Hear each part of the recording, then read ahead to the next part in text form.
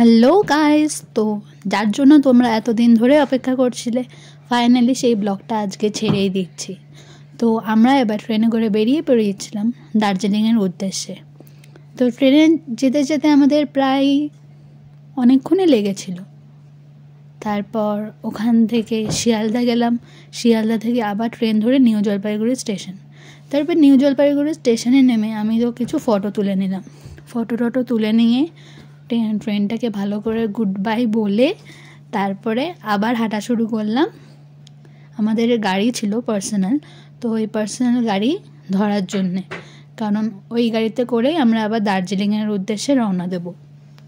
এখানকার লোকেদের যে ফেসের স্ট্রাকচারটা হয় না, ওটা আমার দেখতে খুব ভালো লাগছিল। আর আমি এখানে আরামসে গানের সাথে ভাইব করছিলাম আর কুল হাওয়া ফিল করছিলাম, কারণ আমি গাড়ি অলরেডি স্টার্ট করে ছেড়ে দিয়েছিল। তো এরকমভাবেই গাড়িতে যাত্রা শুরু করলাম। আর গাড়ির যাত্রাটা সত্যি বলতে অনেকটা লম্বা ছিল, লাইক 3.5 ঘন্টা।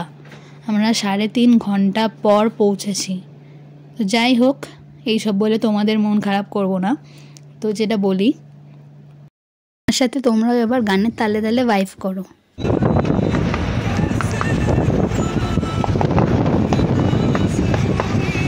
এখানে এসে আমরা ফায়ারিংয়ের শব্দ শুনতে পাই, তোমরাও শুনবে।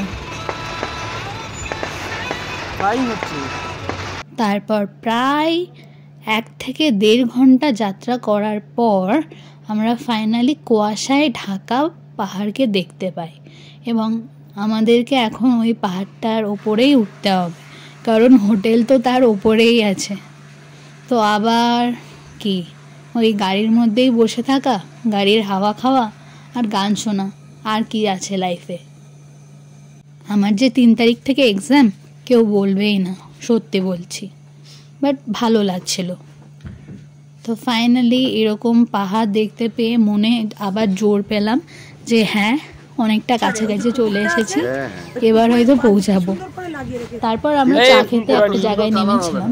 নামার পরে আমি ওখানের একটা গাছ থেকে ফুল চুরি করেছিলাম মাথায় দেওয়ার জন্য। দেখো এখানে আমি মাথায়ও দিয়েছি ফুলটাকে। তারপরে আবার যাত্রা শুরু করি। এরকম করে আরও 1-1.5 ঘন্টা কাটতেই থাকে, কিন্তু সময় যেন কাটতেই চায় না। তারপর আমরা আবার নেমে পড়ি আরেকটি চায়ের দোকানে, যেখানে গিয়ে আমরা সবাই মিলে চা খাই। চা খেয়ে ওখানকার ভিউ এনজয় করি। সত্যি বলতে চাটা খেতেও দুর্দান্ত ছিল। জানি না ওটা দার্জিলিংয়ের স্পেশালিটি কিনা, বাট খেতে অসম ছিল জাস্ট। আর তোমরাও দেখো ভিউটা কি সুন্দর। আমরা একটু আগে ওখানে ছিলাম আর এখন আমরা এখানে চলে এসেছি, এতটা উপরে। আমি তো ভাবতেই পারছি না এতটা পাহাড়ের রাস্তা উপরে চলে আসলাম।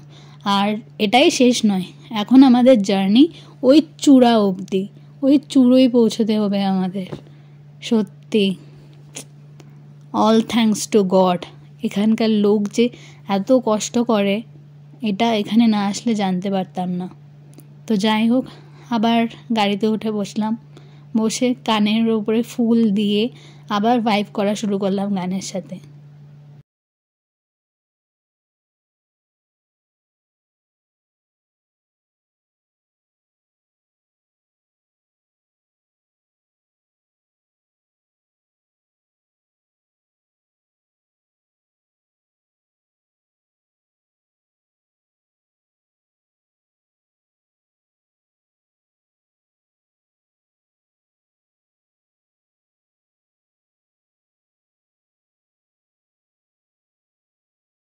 ফাইনালি আমরা গাড়ি থেকে নেমে হোটেলের রুমে পৌঁছে গেলাম। আর এই যে হচ্ছে আমাদের হোটেলের রুম। তো বেশ ভালোই ছিল রুমটা। তো আমি তোমাদেরকে পুরোটা ঘুরেই দেখাচ্ছি। এই যে হোটেলের রুম, আমার মা, এই যে বেড, ডাবল বেড, যেখানে আমি আর মা থাকবো। আর ওখানে একটা কাপবোর্ড ছিল, আর এখানে একটা টি মেকার মেশিন ছিল যেখানে আমার দাদা দাঁড়িয়ে আছে। আর ওখানে আয়না ছিল। আমার দাদা এখানে পাগলের মতো নাচ করছে আনন্দে, কারণ ওর খুব মজা হচ্ছিল। আর এখানে অনেক কিছু প্রোভাইড করা ছিল খাওয়ার জন্য। এবার তোমাদেরকে আমি আমাদের বাথরুমটাকে দেখাই, চলো এগিয়ে যাওয়া যাক। বাথরুমটাও খুব ক্লিনই ছিল, এখানকার লোকেরা হয়তো এতটাই ক্লিন হতে পারে আই গেস। তো আমিও রেডি হয়ে গেছিলাম লাঞ্চের জন্যে, কারণ লাঞ্চের টাইমও হয়ে গেছিলো। তো এই যে আমার লাঞ্চের লুক, বলবে কেমন লাগছে আমাকে। তারপর বিকেল হতেই আমরা বেরিয়ে পড়েছিলাম মার্কেটে, মানে এখানকার যেটাকে বলে দার্জিলিং ম্যাল। তো রাস্তা দিয়ে হাঁটতে হাঁটতে চলে গেলাম আবার ম্যালে।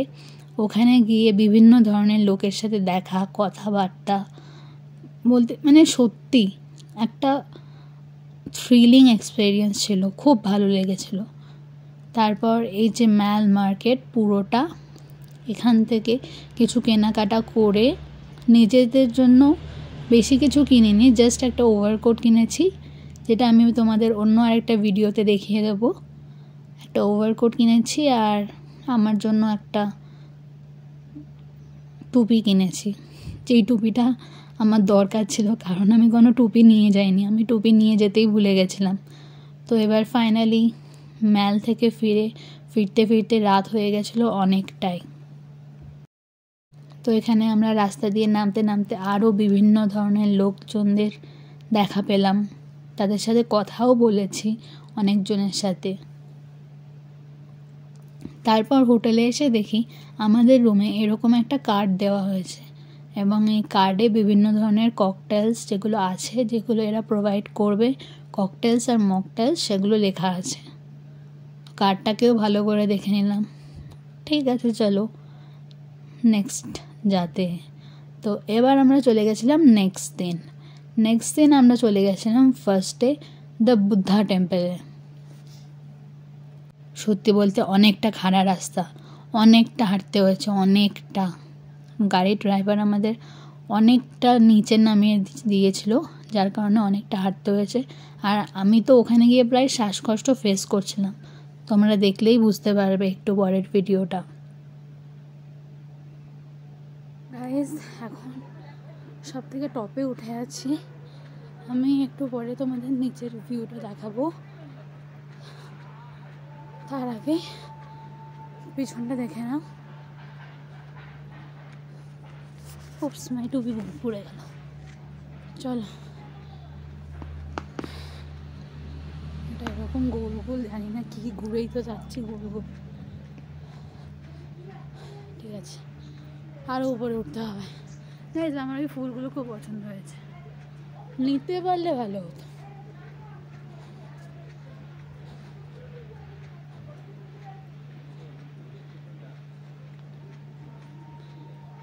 এই যে গাইস, ফাইনালি সিঁড়ি পেয়েছি।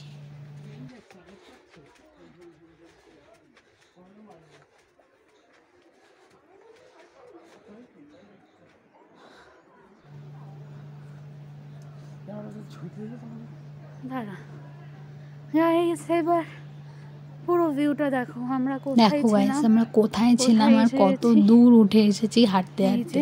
কষ্ট তো হবেই, এমনি পাহাড়ি রাস্তা। এই যে আমি এত কষ্ট করার পরে, ও মাই গড, এই আবার টুপি পরে নিয়েছি, ঠান্ডা লাগছে। তো ওটা ছিল আমার সেকেন্ড ডে লুক। তো চলো নেক্সট দেখানো যাক। কি দারুণ! এটা ওই বুদ্ধিস্ট টেম্পলটা, পুরোটাই বুদ্ধর বিভিন্ন স্ট্রাকচার দিয়ে আঁকা না, লাইক স্কাল্পচার করা। নিচে কিচ্ছু নেই মনে হয়। গাইস, তোমরা এবার শুধু এই ভিউটা দেখো, মানে এই ভিউটা সত্যি অসাম ছিল। মানে আমি নিজে চোখে যখন সামনে থেকে দেখেছি না, আমার এত ভালো লেগেছে কি বলবো। তারপর আবার রওনা দিলাম নেক্সট ডেস্টিনেশনের উদ্দেশ্যে, যেটা ছিল রক ওয়াটারফলস। তো ওখানে যেতে যেতে আমি গানের সাথে ভাইব করে নিচ্ছিলাম, বেশ ভালোই লাগছিল গাড়িতে বসে বসে ভাইব করতে।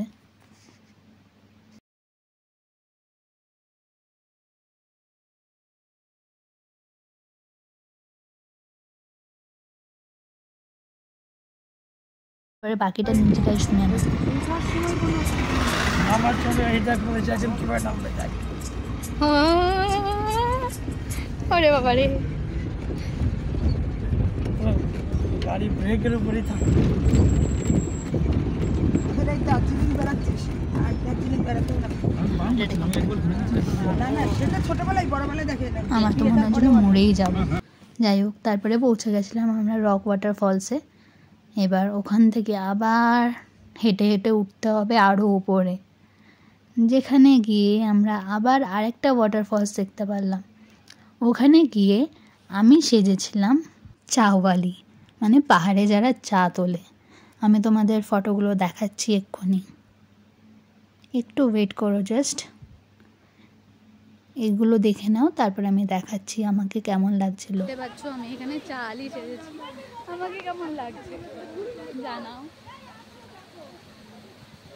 ভালোই লাগছে।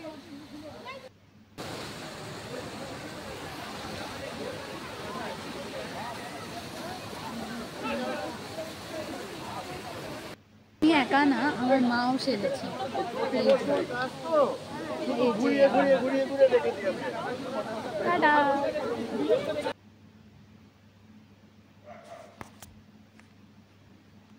এখানে আমরা একটু ওদের স্টাইলে ডান্স করার চেষ্টা করছিলাম।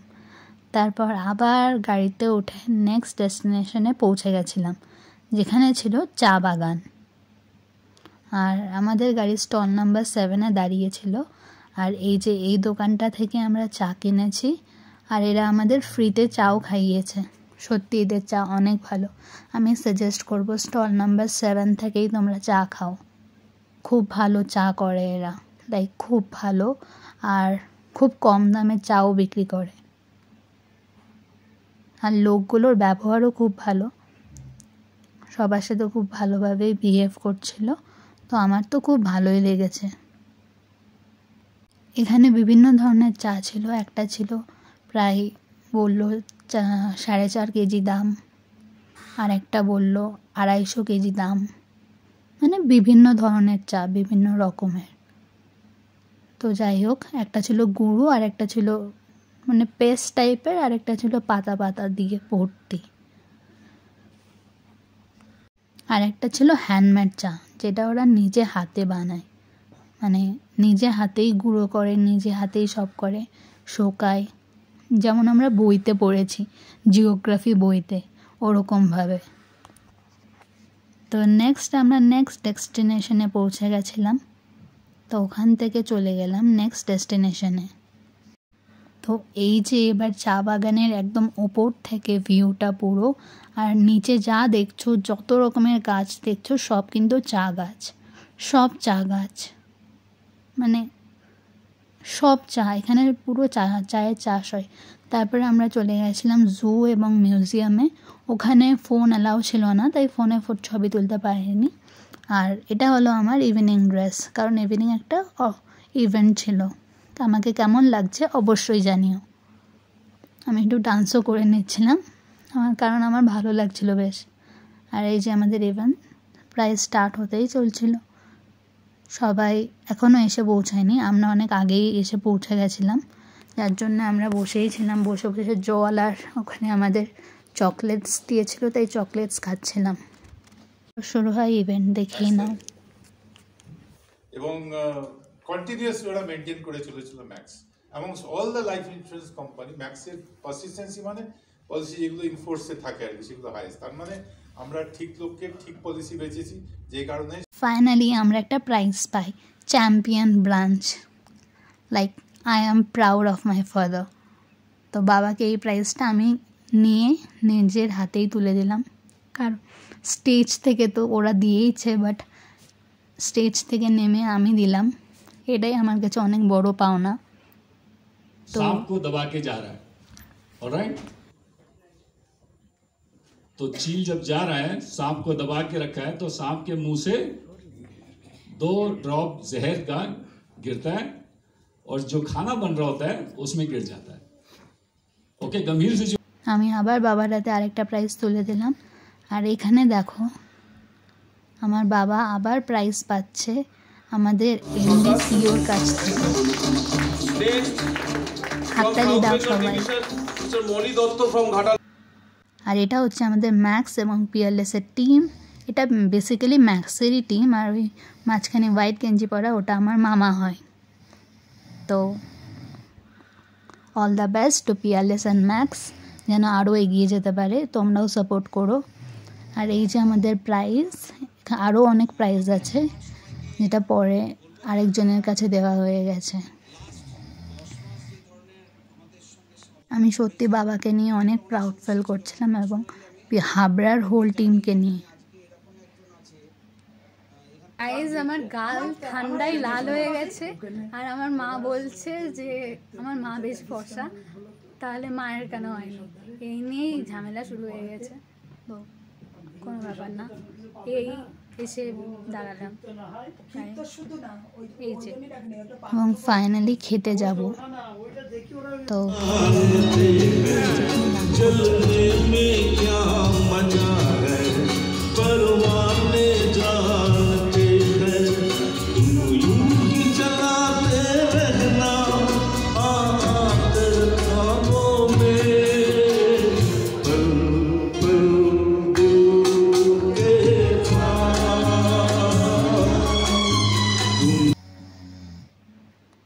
গাইজ তোমরা কিন্তু জানিও আমাকে এই ড্রেসটা পরে কেমন লাগছে। আজকে এই ফার্স্ট আমি এই ড্রেসটা পরলাম, আর আমি জানিও না আমাকে কেমন লাগছে, বাট আমার নিজের কাছে নিজেকে অনেক সুন্দরই লাগছিল। আর আজকে সবাই আমায় কমপ্লিমেন্ট করেছে যে আমাকে ভালো লাগছে।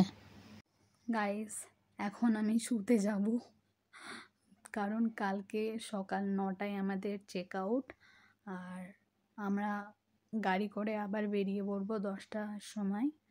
আমরা ওখান থেকে মিরিকে যাব, তো ওটা আমি আরেকটা ব্লগে আপলোড করে দেবো। এই ব্লগটা অনেক বড় হয়ে যাচ্ছে। সো টাটা গাইস, আবার দেখা হবে নেক্সট ব্লগে। Till then subscribe for more.